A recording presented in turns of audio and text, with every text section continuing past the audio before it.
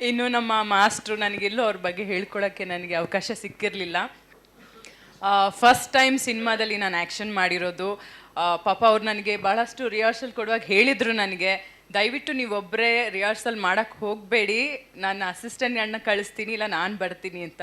ಅವ್ರ ಮಾತು ಕೇಳ್ದಿರಾ ನಾನೇ ಮನೆಯಲ್ಲಿ ಪ್ರಾಕ್ಟೀಸ್ ಮಾಡೋಕ್ಕೆ ಹೋದೆ, ಬ್ಯಾಕ್ ಫ್ಲಿಪ್ ಎಲ್ಲ. ಸೊ ಆ ಟೈಮಲ್ಲಿ ಸ್ವಲ್ಪ ನನಗೆ ಪ್ರಾಬ್ಲಮ್ ಆಗಿತ್ತು.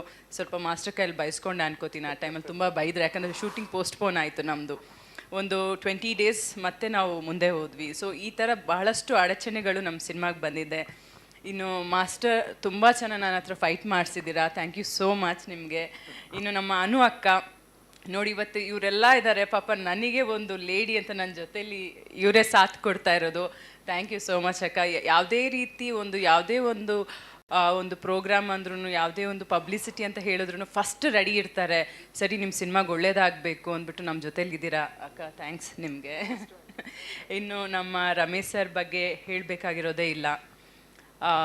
ಕೆಲವು ಸೀನು ಅಂತೂ ಆ ಸೆಕೆಂಡ್ ಹಾಫಲ್ಲಿ ಇವ್ರು ಬಿಟ್ಟರೆ ಕಣ್ಣಿಗೆ ಅದು ಇನ್ಯಾರೂ ಕಾಣಲ್ಲ ಅನಿಸುತ್ತೆ, ಆ ಲೆವೆಲ್ಗೆ ಆ್ಯಕ್ಟಿಂಗ್ ಮಾಡಿದ್ದಾರೆ. ಮತ್ತು ಇವರು ಅಷ್ಟೇ ನಮಗೆ ಬಹಳ ಸಹಕರಿಸಿದ್ದಾರೆ. ಒಂದು ನಿರ್ಮಾಪಕಿ ರೀತಿಯಲ್ಲಿ ಒಂದು ಯೋಚನೆ ಮಾಡಿ ನಾನು ಮಾತಾಡಬೇಕು ಅಂದರೆ, ಒಂದು ಸಿನಿಮಾ ಮಾಡೋದು ಅಷ್ಟು ಈಸಿ ಕೆಲಸ ಅಲ್ಲ.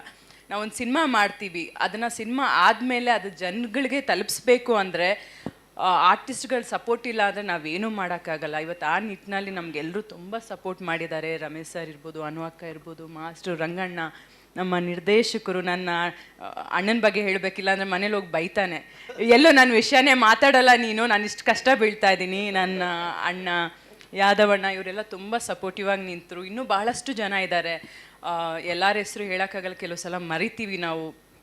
ಸೊ ಎಲ್ಲರೂ ತುಂಬ ಸಪೋರ್ಟ್ ಮಾಡಿದ್ದಾರೆ. ಸೊ ಅಷ್ಟೇ ಅಲ್ಲ, ಇವಾಗ ಈ ಥರ ಒಂದು ಸಿನಿಮಾ ಮಾಡೋದು ಅಷ್ಟೇ ಸುಲಭದ ವಿಷಯ ಅಲ್ಲ. ಫಸ್ಟ್ ಡೈರೆಕ್ಟ್ರು ನನಗೆ ಈ ಕತೆ ಹೇಳುವಾಗ ನಿಜಕ್ಕೂ ನಾನು ಕೇಳಿದ್ದು, ನನಗೆ ಹೆಣ್ಣು ಅಗೋರಿ ಅನ್ನೋದು ಕಾನ್ಸೆಪ್ಟ್ ನನಗೆ ಗೊತ್ತಿರಲಿಲ್ಲ, ನಾನು ಯಾವತ್ತೂ ಕೇಳಿರಲಿಲ್ಲ. ಹೆಣ್ಣು ಅಗೋರಿ ಇದಾರ ಅನ್ನೋದೇ ನನಗೊಂದು ಆಶ್ಚರ್ಯದ ವಿಷಯ ಆಗಿತ್ತು. ಫಸ್ಟ್ ಬಂದು ಅವ್ರ ಕತೆ ಹೇಳುವಾಗ ನನಗೆ ಫಸ್ಟ್ ನಾನು ಹೇಳಿದ್ದು, ಈ ಸಿನಿಮಾಗೇನಾದರೂ ನಾನು ಸೂಟ್ ಆಗಿಲ್ಲ ಅಂದರೆ ದಯವಿಟ್ಟು ನೀವು ಬೇರೆ ಯಾರಾದರೂ ಹೀರೋಯಿನ್ನ ನೀವು ಹಾಕೋಬೇಕು, ನಾನು ಆ್ಯಕ್ಟ್ ಮಾಡಲ್ಲ, ಬರೀ ಪ್ರೊಡ್ಯೂಸ್ ಮಾಡ್ತೀನಿ ಅಂತ ಹೇಳಿದೆ. ಒಂದು ಫೋಟೋಶೂಟ್ ಆದಮೇಲೆ ನಿಜಕ್ಕೂ ನನಗೆ ಈ ಪಾತ್ರ ತುಂಬ ಇಷ್ಟ ಆಯಿತು. ಅಂದರೆ ನಾನು ಇಷ್ಟು ವರ್ಷ ಹಲವಾರು ನನ್ನ ಒಂದು ಕನಸಿತ್ತು, ಬೇರೆ ಬೇರೆ ರೀತಿಯಾದಂಥ ಪಾತ್ರಗಳನ್ನ ಮಾಡಬೇಕು ಅಂತ. ಬಟ್ ಈ ಥರ ಅಗೋರಿ ಪಾತ್ರ ಮಾಡ್ತೀನಿ ಅಂತ ನನ್ನ ಕನಸಲ್ಲೂ ಸಹ ಅಂದ್ಕೊಂಡಿರಲಿಲ್ಲ. ಇದೊಂದು ನನ್ನ ಬೆಸ್ಟ್ ಸಿನಿಮಾ ಆಗುತ್ತೆ ನನ್ನ ಲೈಫಲ್ಲಿ ಅಂತ ನನಗೆ ಒಂದು ನಂಬಿಕೆ ನನಗೆ ಬರ್ತಾ ಇದೆ ಈಗ. ಯಾಕಂದರೆ ಈಗಾಗಲೇ ಕೆಲವರು ಸಿನಿಮಾ ನೋಡಿದ್ದಾರೆ, ಎಲ್ಲರೂ ಸಿನಿಮಾ ತುಂಬ ಚೆನ್ನಾಗಿ ಬಂದಿದೆ. ನಮ್ಮ ಪಾತ್ರಗಳು ನಂದಿರ್ಬೋದು, ರಮೇಶ್ ಸರ್ದಿರ್ಬೋದು, ಅನು ಅಕ್ಕಂದು ಪಾತ್ರ ಇರ್ಬೋದು, ರಂಗಣ್ಣನ ಪಾತ್ರ ಇರ್ಬೋದು, ಎಲ್ಲರೂ ತುಂಬ ಚೆನ್ನಾಗಿದೆ ಅಂತ ಅಪ್ರಿಷಿಯೇಟ್ ಮಾಡ್ತಾ ಇದ್ದಾರೆ. ಸೊ ಹಾಗಾಗಿ ಇದೇ ಅಕ್ಟೋಬರ್ ಶ್ರೀಜಯ್ ಅವ್ರಿಗೆ ನಾನು ಥ್ಯಾಂಕ್ಸ್ ಹೇಳ್ತೀನಿ. ಯಾಕಂದರೆ ಅವ್ರು ಇಲ್ಲದೇ ಇದ್ದಿದ್ರೆ ಈ ಒಂದು ಭೈರಾದೇವಿ ಈ ಪಾತ್ರ ನಾನು ಮಾಡೋಕ್ಕಾಗ್ತಿರ್ಲಿಲ್ಲ, ಮತ್ತು ನನ್ನ ಸಂಸ್ಥೆಯಿಂದ ಇಂಥ ಒಂದು ಒಳ್ಳೆಯ ಸಿನಿಮಾ ತರೋಕ್ಕೂ ಆಗ್ತಾ ಇರಲಿಲ್ಲ. ಈಗ ಒಂದು ಒಳ್ಳೆ ಸಿನಿಮಾ ಮಾಡಿದ್ದೀವಿ, ನಿಮ್ಮವರೆಗೂ ರೀಚ್ ಆಗಿದೆ, ನಿಮ್ಮ ಸಪೋರ್ಟ್ ಬೇಕು ನಮಗೆ. ನೀವು ಅದನ್ನು ಜನರಿಗೆ ತಲುಪಿಸದೆ ಹೋದರೆ ಎಷ್ಟೇ ಒಳ್ಳೆ ಸಿನಿಮಾ ಮಾಡಿದ್ರೂ ಅದು ವೇಸ್ಟ್. ಇಲ್ಲಿವರೆಗೂ ನೀವು ನಮಗೆ ಯಾವ ರೀತಿ ಸಹಕರಿಸಿದ್ದೀರೋ ಇನ್ನು ಮುಂದೇನೂ ಸಹ ಅದೇ ರೀತಿ ಒಂದು ನಿಮ್ಮ ಆಶೀರ್ವಾದ ನಮ್ಮ ಮೇಲಿರಲಿ ಅಂತ ಕೇಳ್ಕೊತೀನಿ. ಇದೇ 3ನೇ ತಾರೀಕು ಈ ಭೈರಾದೇವಿ ಸಿನಿಮಾ, ನಾಡಿತ್ತು, ಇನ್ನು ಒಂದು ದಿವಸ ಇದೆ ಅಷ್ಟೇ ನಮಗೆ. ಭೈರಾದೇವಿ ಸಿನಿಮಾ ರಿಲೀಸ್ ಆಗ್ತಾ ಇದೆ. ನಾನು ಥಿಯೇಟ್ರಿಗೆ ಫಸ್ಟ್ ಶೋ ತ್ರಿವೇಣಿ ಥಿಯೇಟ್ರಿಗೆ ಸಿನಿಮಾ ನೋಡೋಕ್ಕೆ ಹೋಗ್ತಾ ಇದ್ದೀನಿ. ನೀವು ಎಲ್ಲ ಬನ್ನಿ, ನಮಗೆ ಸಪೋರ್ಟ್ ಮಾಡಿ ಅಂತ ಕೇಳ್ಕೊತೀನಿ. ನಮಸ್ಕಾರ.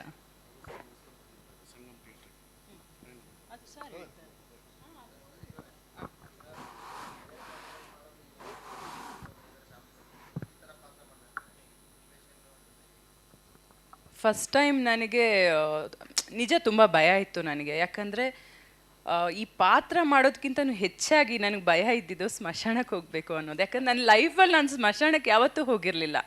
ಯಾಕಂದ್ರೆ ನಮ್ಮಲ್ಲಿ ಇದಿಲ್ಲ, ಸ್ಮಶಾನಕ್ಕೆ ಹೋಗಬಾರ್ದು ಅಂತೆಲ್ಲ ಹೇಳ್ತಾರಲ್ಲ, ಮತ್ತು ನನಗೆ ತುಂಬ ಭಯ. ಜಿ ಕನ್ನಡ ನ್ಯೂಸ್ ಈಗ ನಿಮ್ಮ ಮನೆಯಲ್ಲೇ ನೋಡಿ, ಎಲ್ಲ ಕೇಬಲ್ಗಳಲ್ಲಿ ಈಗ ಲಭ್ಯ. ನಿಮ್ಮ ನೆಚ್ಚಿನ ಜಿ ಕನ್ನಡ ನ್ಯೂಸ್ ಈಗ ಸನ್ ಡೈರೆಕ್ಟ್ ನಲ್ಲಿ number 292, Tata play number 1664, Jio TV number 1334, NXT digital number 30, in cable number 30, city networks 51, U digital number 162.